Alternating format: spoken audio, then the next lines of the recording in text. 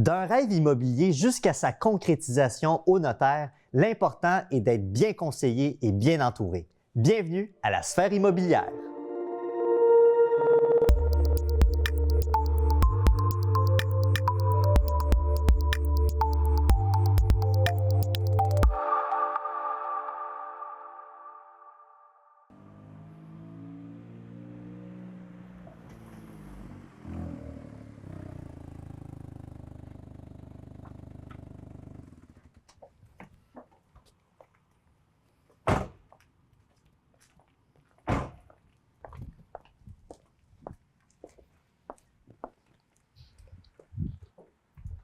Aujourd'hui, je profite de cette belle journée ensoleillée pour aller visiter l'équipe Pierre et Beverly. Qui sont-ils? Premièrement, un duo de courtiers immobiliers, mais également un couple dans la vie de tous les jours. J'étais pas mal curieux de connaître la dynamique travail-couple. Allons voir ça à l'instant.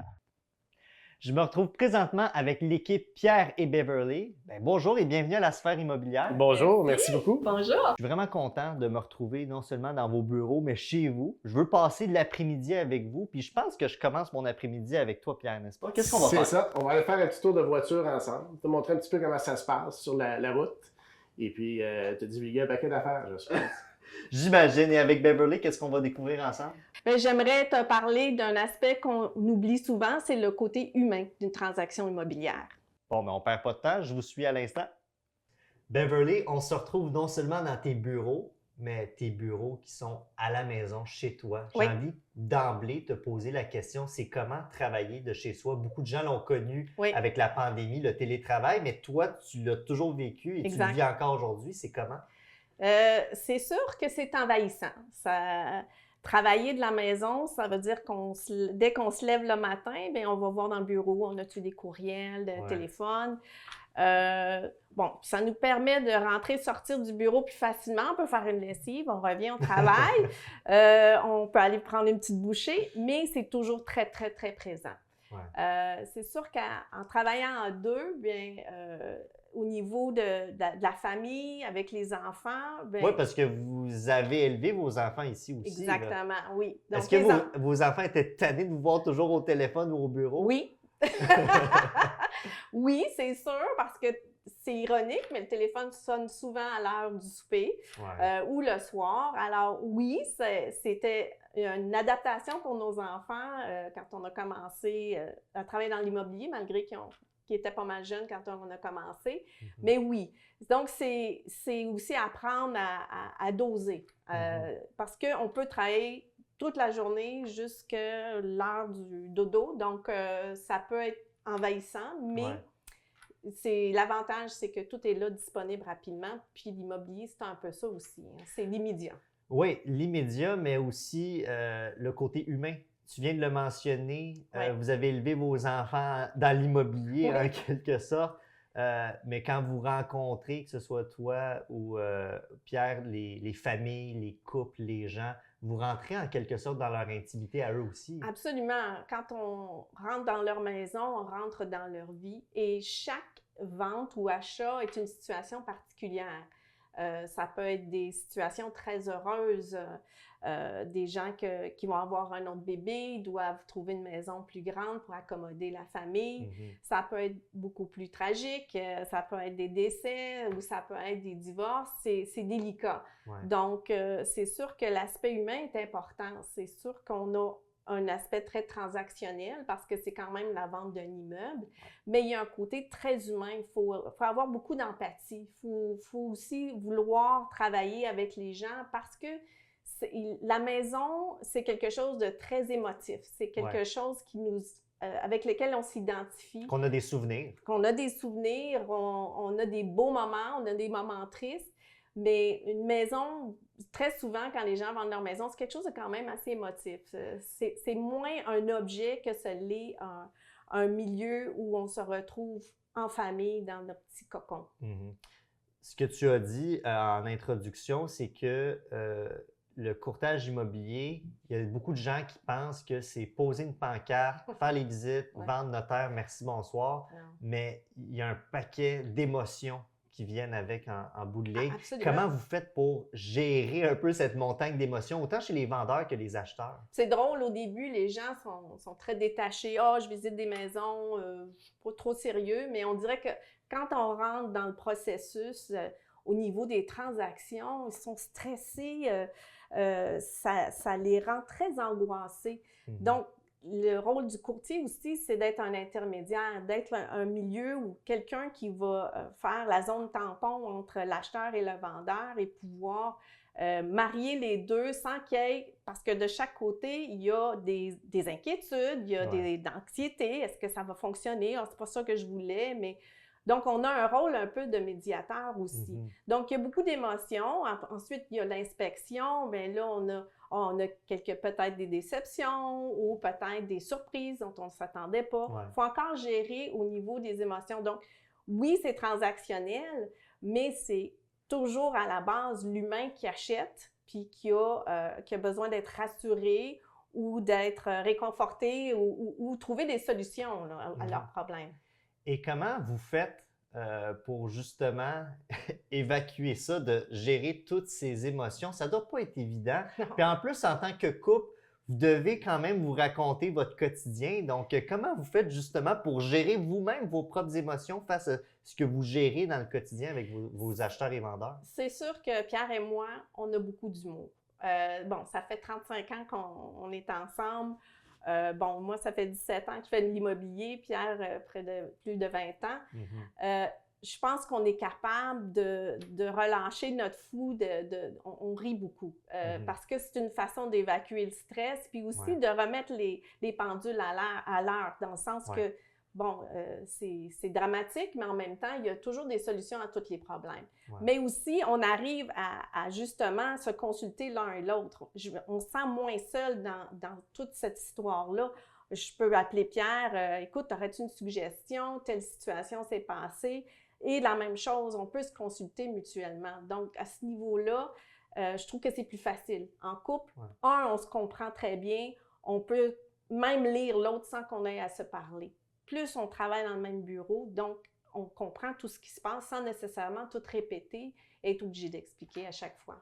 J'imagine aussi que travailler en couple, ça a un avantage vraiment par rapport à vos clients, dans le sens qu'il y en a que peut-être ils auront plus d'affinité avec toi ou avec Pierre. J'imagine que c'est arrivé des situations comme ça. Oui, c'est sûr. Parfois, c'est un divorce, par exemple. Des fois, il y a une personne qui est plus compatible avec moi, puis une autre avec Pierre, et on va jouer des rôles différents. Puis c'est vraiment, on est des psychologues des fois. Il faut arriver à bien lire la personne et pouvoir répondre à ses besoins. Donc, je dirais qu'à ce niveau-là, on se complète bien parce qu'on est interchangeables.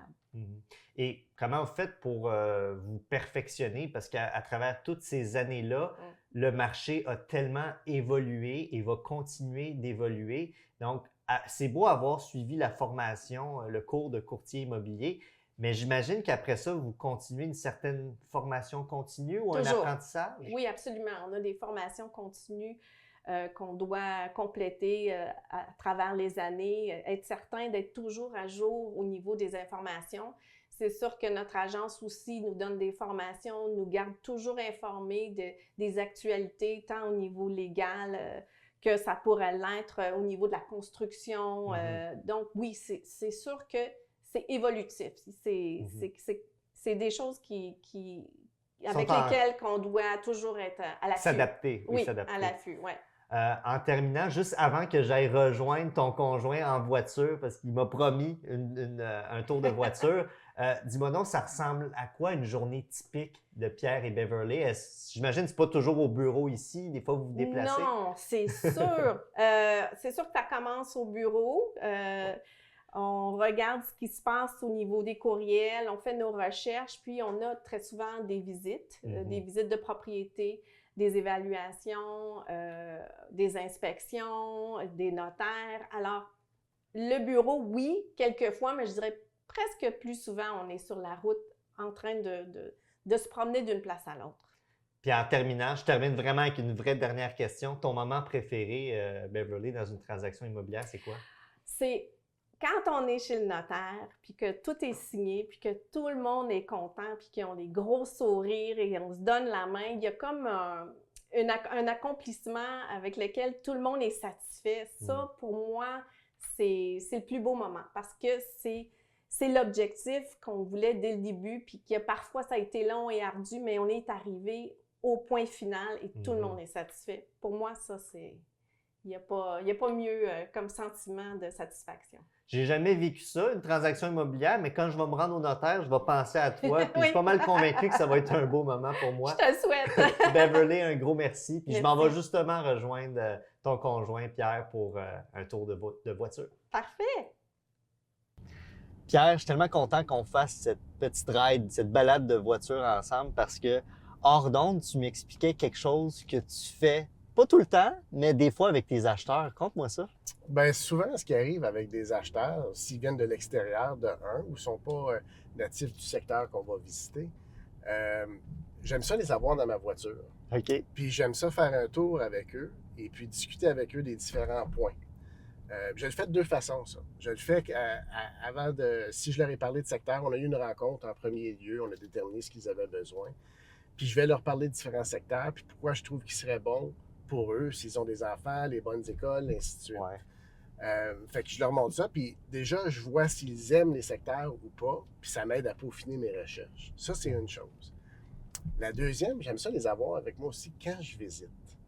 Aujourd'hui, on voit de plus en plus, moi, ça fait 21 ans que je fais ça. Ouais. Aujourd'hui, on voit de plus en plus de gens dire on va te rencontrer là-bas, on va te rencontrer là-bas. Mais quand j'ai des gens dans ma voiture, on visite une maison, déjà en sortant de la voiture, je peux avoir une très bonne impression. Souvent, s'ils ont été dans la voiture puis ils me suivaient pour aller voir la seconde propriété ou la troisième propriété, bien, ils se sont parlé entre eux, fait que j'ai manqué cette conversation-là. Mais quand ils sont avec moi, bien, j'ai vraiment la conversation qui se passe. Puis souvent, c'est drôle d'entendre les deux, le couple, mettons, se parler puis dire « Mais non, c'est pas ça que je voulais dire, moi, c'est ça que je voulais dire. » Puis juste de comprendre leur dynamique par rapport à ce qu'ils ont vu. Souvent, ça arrivait que les gens se disent la même chose. Okay. Juste, on dirait qu'ils ne s'écoutent pas ou sont rendus à un autre petit point. Et puis, je suis capable de déterminer un paquet d'affaires avec ça, ce qui m'aide à mettre l'information que je viens d'avoir dans un entonnoir puis arriver au but pour sélectionner une maison. Ça te permet également de les connaître dans toutes leurs facettes parce que tu peux examiner leur tempérament, leur comportement, comment ils vont réagir face à telle situation, puis évidemment aussi les émotions entourant, par exemple, des visites. C'est clair. Étant courtier immobilier, on ne réalise pas à quel point qu'on rentre dans la vie privée des gens. Hein? On est accueillis souvent chez eux, dans leur famille, et puis on voit l'interaction avec les enfants. On peut voir des impatiences, on peut voir des côtés heureux, on peut voir le partage. Fait que tout ça mis ensemble, c'est drôle à dire, mais ça nous aide à diriger les gens. Il y a quelque chose qui n'a pas changé dans l'immobilier, tu viens de le dire, par rapport aux visites. Vous vous déplacez, toi et tes clients. Mais force est de constater qu'en 21 ans, Pierre, avec la technologie, beaucoup de choses ont changé. Notamment, il n'y avait pas de Facebook. Peut-être Centris existait, mais la manière de faire l'immobilier sans la technologie et avec la technologie, compte-moi dans ça. Je pense que le plus gros des changements, et c'est clair, si on reste dans une ville, on connaît très, très bien la ville. Comme courtier, si ça ne marche pas comme courtier immobilier, tu vas pouvoir devenir livreur de pizza, c'est sûr. Mais les routes, quand tu changes de différentes villes, puis tu arrives sur des routes différentes, des chemins différents, oups, ça c'était différent. Aujourd'hui, c'est facile, tu peux le mettre sur Waze ou Google Maps, mais dans le temps, on avait vraiment des cartes en papier. Puis là, tu dis, oups, il y a de la construction ici, où j'arrive pas au bon point. Fait qu'on se tassait sur le bord de la route puis regardait ça. Fait que ça, définitivement, c'était un point, même au point d'arriver 1 heure à l'avance pour être certain qu'on connaissait le trajet pour visiter les propriétés. Ça, c'en est un. Mais tu as des signatures électroniques qui ont changé le tout aussi. Est-ce que ça fait que les transactions immobilières se passent plus vite, étant donné qu'avec les signatures électroniques, des actions peuvent se faire plus rapidement? Certainement, il y a des actions qui peuvent se faire plus rapidement. Mais un exemple, si je suis en contre-proposition puis il est 11 heures le soir, Aujourd'hui, c'est facile pour moi de communiquer avec mes acheteurs s'ils savent qu'à ce moment-là, ils attendent une réponse. Puis je leur ai dit de rester stand-by pour leur envoyer un document à signer. Ça se fait facilement aujourd'hui. Dans le temps, avant qu'il y ait les signatures électroniques, souvent, j'avais mes clients qui attendaient dans la voiture pour que je puisse sortir avec les documents et les faire signer physiquement. Fait que c'était juste pour ne pas perdre de temps et être certain qu'on ne perdait pas notre place dans une transaction. Je termine avec la question existentielle sur la technologie. Ça apporte plus de positif ou négatif dans le métier de courtier immobilier, selon toi? Bien, je dirais que ça apporte plus de positif.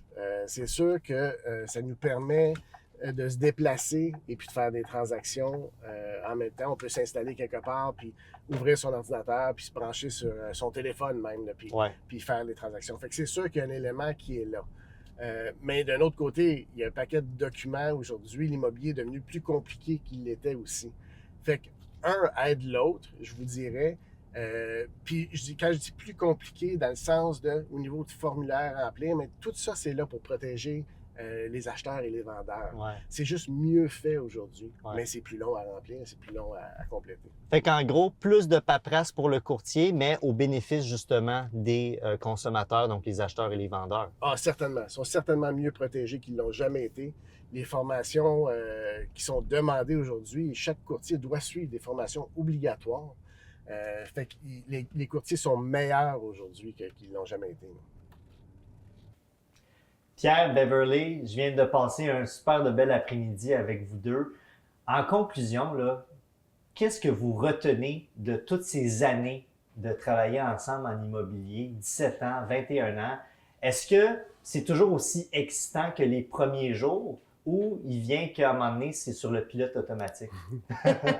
Ben, je pense que c'est pas la même excitation que le premier jour, mais le bénéfice qu'on en retire est toujours très grand. Je pense que l'élément le plus... l'élément qu'on partage le plus, je pense, c'est le côté humain dans nos transactions. Puis quand on voit les gens qui sont heureux, que ce soit une première maison, que ce soit une dernière maison, ou même aussi pire qu'être un divorce ou un décès. On aide les gens à réaliser une situation, concrétiser quelque chose, puis il y a quelque chose de très, très bien là-dedans à aller chercher. Fait que, est-ce que ça nous excite encore? Oui, absolument. Absolument. Je crois que c'est excellent, cette portion-là. Avec Beverly, à chaque nouvelle transaction, c'est comme une nouvelle expérience, un nouveau défi? Bien, absolument, parce que chaque transaction est unique. Les gens avec qui on transige sont uniques. Les besoins sont spécifiques à chaque personne. Donc, c'est des nouvelles découvertes à chaque fois. Puis, les transactions sont différentes aussi. C'est en constante évolution. L'immobilier évolue, le marché évolue aussi. Donc, je crois que c'est jamais ennuyeux. Je pense que c'est impossible de faire ce métier-là aussi longtemps si on n'aime pas les gens. Puis on adore les gens. Fait que je pense que ça ressort aussi. Puis les commentaires qu'on a sont de même aussi. Là. Fait que Bien, comme je l'ai dit en tout début, 17 ans, 21 ans, si après toutes ces années, vous continuez avec rigueur, avec passion d'exercer votre métier, je pense que vous aimez ça. L'équipe Pierre Beverly, un grand merci d'avoir participé à la sphère immobilière. Je suis pas mal convaincu que les gens derrière l'écran, ils en ont appris beaucoup sur votre travail et vos responsabilités. C'était un plaisir de vous recevoir à l'émission. Merci beaucoup. On parle maintenant de notariat avec Maître Laurent Carly Trudeau de Bourassa Notaire. Ça me fait bizarre de t'appeler maître parce qu'on va se dire les vraies affaires. On a fréquenté le même cégep ensemble, on a été dans la même classe. Puis bref, c'est un privilège pour moi de te recevoir à la sphère immobilière. Merci Laurent d'avoir participé. Bien, Cédric, merci beaucoup pour l'invitation. Je suis très content d'être ici aujourd'hui avec toi. Puis, ben, évidemment, je veux qu'on parle de ton métier, de tes responsabilités. La première question d'emblée que j'ai pour toi, pourquoi les gens qui ont un projet immobilier décident de consulter un notaire? D'entrée de jeu, il faut comprendre que le notaire a le monopole des hypothèques immobilières. Donc, dès qu'on veut avoir un financement, on passe devant une banque. Il faut absolument passer devant un notaire pour obtenir cet argent-là pour pouvoir procéder à un achat. Donc, ensuite, c'est quoi le rôle du notaire? Donc, pourquoi on va voir un notaire? Celui-ci garantit que l'acheteur va avoir un titre bon et valable. Donc, le notaire s'occupe de la sécurité des titres. Moi, mon rôle, c'est de m'occuper de l'examen des titres. Donc, moi, je m'en vais voir dans les anciennes transactions, je vérifie s'il y a des hypothèques qui sont non radiées, puis je vérifie qu'il n'y a aucun problème dans le transfert de propriété qu'il a eu au fil des années. OK. Donc, c'est quand même beaucoup de recherche, de vérification à faire. Oui, effectivement, moi, je dois retourner lire tous les titres de propriété sur une période de 30 ans pour m'assurer de, justement, offrir à mon acheteur un titre bon et valable. Okay. Je m'occupe également de la vérification du certificat de localisation. Donc, pour ceux qui ne connaissent pas le certificat de localisation, c'est le squelette de la propriété. Donc, l'arpenteur géomètre qui va venir prendre certaines mesures sur la propriété. Il va venir s'assurer de la conformité de la position de la remise, de la position de la maison par rapport aux règlements municipaux. Des détails qui semblent peut-être très techniques, mais qui sont hyper importants dans une transaction. Ben oui, parce que il pourrait avoir un problème par la suite en raison de ce non-respect-là. Donc, c'est le rôle du notaire de venir lever un drapeau, puis de venir dire « Hey, fais attention à ça », puis de justement offrir des solutions pour venir régulariser le titre. De bien le conseiller, en fait. Exactement. Puis j'imagine, il y a aussi, peut-être je vais trop en avant, mais vous bouclez aussi la boucle d'une transaction. Donc, ça, on termine souvent par le notaire. Ben oui, justement, la cerise sur le sundae, comme on appelle. Effectivement, puisqu'on procède à la rédaction du contrat notarié, puis à la lecture, puis à la publication du titre sur le registre foncier, effectivement, c'est nous qui boucle la boucle, donc qui donne un droit de propriété justement à cet acheteur-là.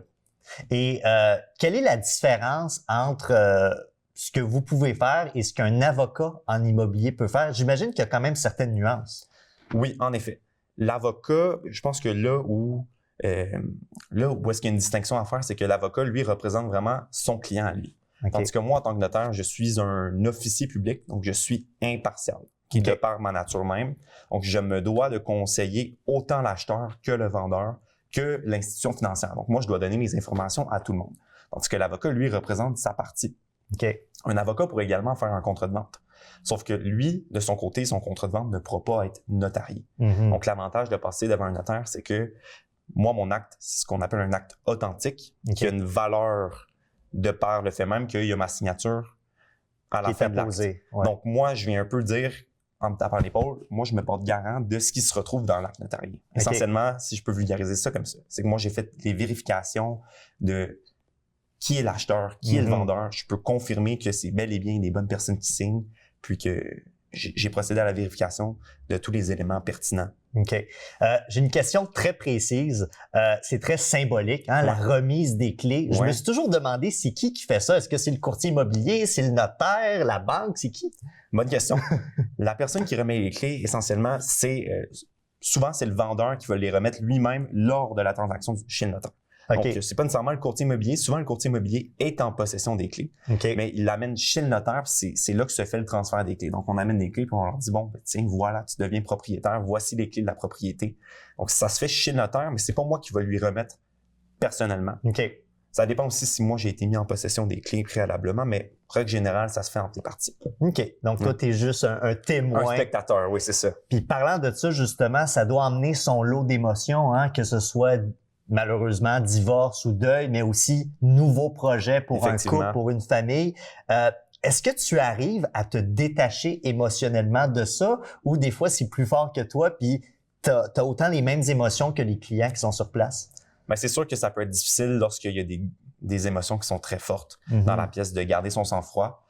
Puis je pense que le défi numéro 1, c'est pas nécessairement lorsque on rencontre le client, c'est par la suite de ne pas ramener les dossiers à la maison. Donc, c'est vraiment de faire un trait, puis de venir dire ce qui se passe au bureau reste au bureau, puis de venir se détacher pour pas que ça vienne affecter notre vie personnelle. Ouais. Donc, quand on est au bureau, c'est des problèmes du bureau, des situations du bureau. Lorsqu'on s'en va à la maison, c'est le temps de qualité avec le conjoint, conjointe, les enfants. C'est vraiment de tracer un trait pour ne pas que ça vienne empiéter sur notre vie privée. Mais grosso modo, je veux dire, c'est plus souvent qu'autrement une bonne nouvelle parce que tu l'as dit d'entrée de jeu, le notaire, surtout à la fin, ça boucle la transaction. Fait que une transaction immobilière, ça peut durer des jours, des semaines, mais ça peut durer aussi des mois.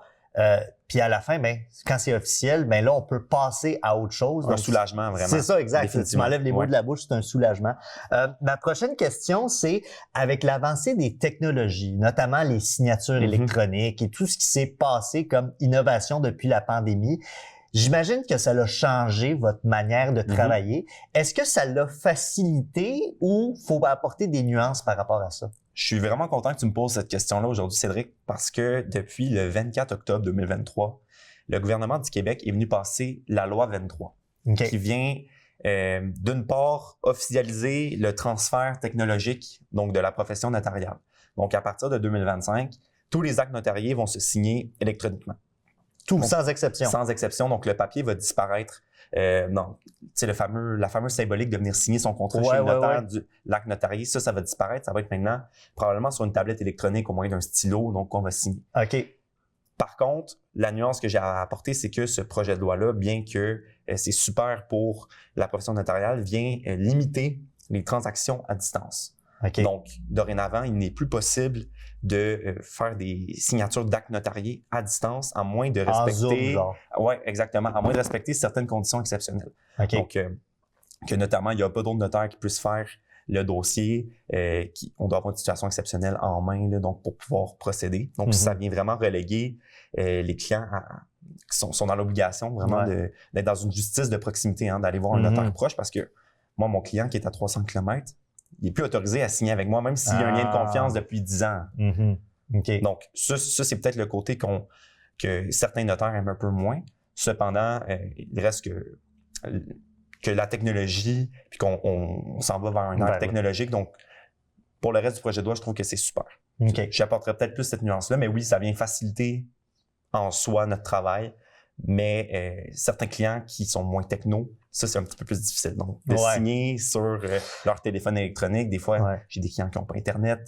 Donc, ça peut être un petit peu plus compliqué. Ça amène des nouveaux défis. C'est ça que je dis. Tout à fait. Puis surtout pour, mettons, je dirais, peut-être pas nos parents, mais plus nos grands-parents qui n'ont pas nécessairement grandi avec ça. Non, littéralement pas grandi avec ça, c'est une certaine adaptation, mais je pense que on s'enligne vers ça de plus en plus. Et veut pas, c'est comme quand la télé est arrivée, il a fallu s'habituer à ça, et puis après ça, c'est devenu une habitude. Exactement. Avec ce projet de loi-là, cette loi, la loi 23, ça vient vraiment cristalliser ce transfert-là vers la technologie. Donc, cette nouvelle direction que le notariat prend. Donc, pour ça, c'est positif. J'ai une dernière question pour toi, Laurent. Je trouve drôle de te tutoyer, mais c'est parce que je reviens au fait qu'on a étudié ensemble au cégep. Je veux que tu me répondes honnêtement. Est-ce que ça t'arrive, parce que on l'a dit à maintes reprises que c'est pour boucler la boucle aussi, le notaire, ça t'arrive-tu d'ouvrir le champagne avec les clients puis de faire un cheers, ou toi t'es comme, ah ouais, faites-le devant moi ou devant le bureau, mais moi je ne participe pas à ça. Je suis curieux de savoir ça. Je vais être honnête avec toi, ça dépend vraiment de l'heure de la transaction. OK. Quand c'est à 9 heures, je te dirais que je suis un petit peu plus réticent, mais sinon, moi, je suis vraiment pour célébrer avec les clients des moments comme ça. OK. Puis en terminant, j'ai vraiment une vraie dernière question. Tu m'avais dit hors caméra que tu te déplaçais jusque quasiment en Gaspésie. C'est quand même assez incroyable. Moi, je savais pas que des notaires pouvaient faire autant de distance comme ça. Ça veut dire que vous avez à cœur quand même les projets des clients, que ce soit partout au Québec. Oui, vraiment. Donc, on a ouvert un bureau à Saint-Anne-des-Monts pour pouvoir desservir la population là-bas, parce qu'on est 2 notaires qui couvrent la Haute-Gaspésie, qui est une région de 300 km. Là. Donc, oui, on a décidé justement de se déplacer là-bas pour venir en aide à ces personnes-là qui n'ont pas de notaire, puis qui attendent plusieurs années pour compléter des dossiers de succession, pour signer des testaments puis des dossiers immobiliers. Donc, fait que s'il y a des gens de la Gaspésie qui nous écoutent, c'est peut-être possible, vous avez un notaire qui est là pour vous. Maître Laurent Carly-Trudeau, mon collègue du cégep. Un gros merci d'avoir participé à la sphère immobilière. Merci beaucoup, Cédric. Un plaisir. Merci à vous d'avoir été des nôtres. Merci également à nos partenaires. N'hésitez pas à aller aimer nos plateformes de réseaux sociaux, notamment notre page Facebook et la chaîne YouTube de TV Laval, où vous pouvez notamment revoir les autres épisodes. À bientôt pour un autre épisode de la sphère immobilière.